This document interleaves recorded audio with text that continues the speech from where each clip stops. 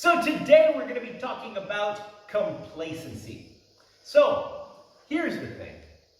We as human beings have this interesting psychology, and well, essentially it is about, well, taking things for granted. For example, I live in a castle, right? I mean, that's got to be cool, right? Whoa, Arthur, you live in a castle, it must be so great. And yet, it seems average. Let me explain. So see, it doesn't really matter where you currently are right now. Swimming pool, hot tub, mermaids, super hot wife. I mean, ultimately, we feel that that is our average. It's our baseline. And if it's our baseline, I mean, really think about it. When we are average, we are not as excited about all of the stuff that we got in the process of achieving it. So let's look at what that means from a psychology perspective. Basically, we need struggle. We need to have that effort, that ultimate goal that we're next. That's why, as human beings, ultimately, we generally are never satisfied. There's always more to be had, the next level, the next line, because no matter where we go, that becomes average very soon. So we have this super cool swimming pool, but you know when it was the most exciting? When it was first made and it was leaking. And I remember, we had like about a meter worth of water in this swimming pool, and I just kind of walked into this swimming pool because it just kept leaking. It couldn't hold water. But that emotion, that sense of gratification was the most powerful because it was the first time that I had created my own swimming pool in my own place with my own design. And that was part of the struggle, even though it wasn't completed yet. So the danger with complacency is that it can also go into relationships, into teams, into organizations. See, if you allow the level of averageness to maintain, well, that creates boredom. Boredom creates stagnation. Stagnation basically stops innovation, and that also can affect relationships. So even on a personal relationship, okay?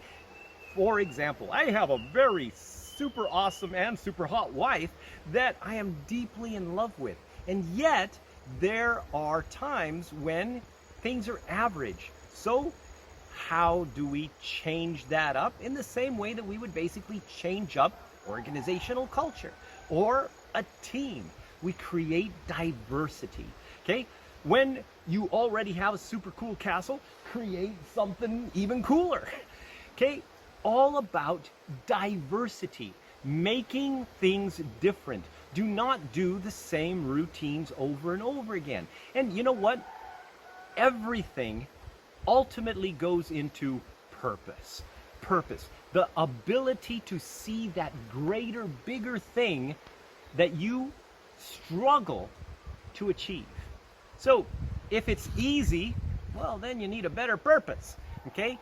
If you are trying to achieve something bigger, whether it's in a relationship, whether it is in a business, whether it is through the organization, it requires a number of things. Number one, okay, how are you going to get your values combined with this purpose? How are you going to get this diversity connected with the values, the purpose, and also how are you going to create trust within the environment so that basically you can work together regardless of who you're working with, whether it's your partner in your marriage or whether it's your team or the boss in your organization. How are you going to create that bigger thing? And how do you keep excited about it? And this is again where the concept of gamification comes in.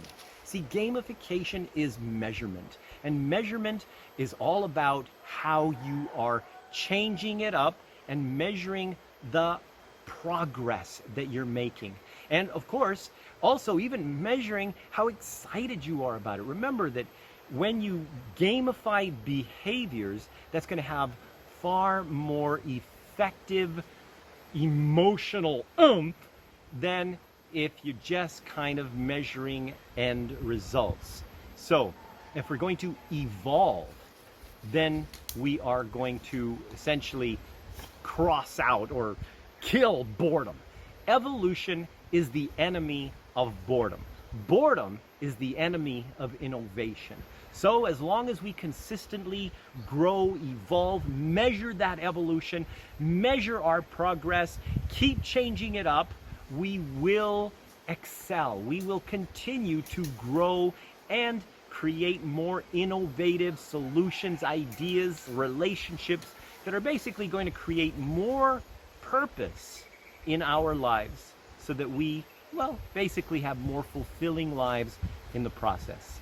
So this is Arthur Carmazzi wishing you greater purpose and evolution for your success.